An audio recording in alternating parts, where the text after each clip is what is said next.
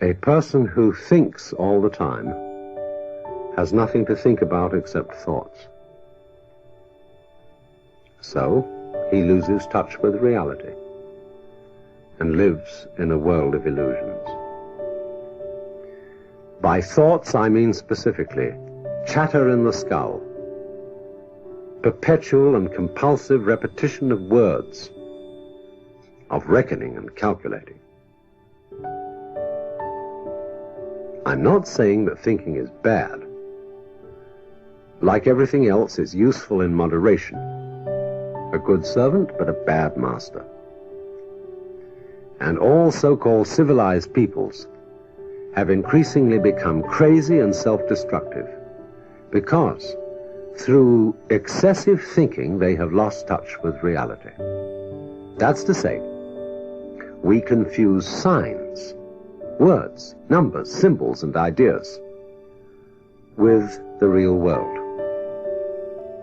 Most of us would have rather money than tangible wealth, and a great occasion is somehow spoiled for us unless photographed. And to read about it the next day in the newspaper is oddly more fun for us than the original event. This is a disaster.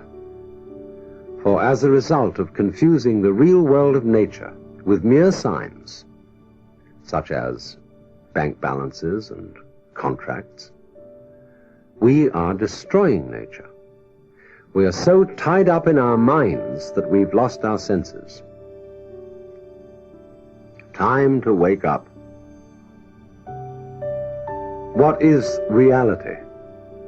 Obviously, no one can say, because it isn't words. It isn't material, that's just an idea. It isn't spiritual. That's also an idea, a symbol. Reality is this.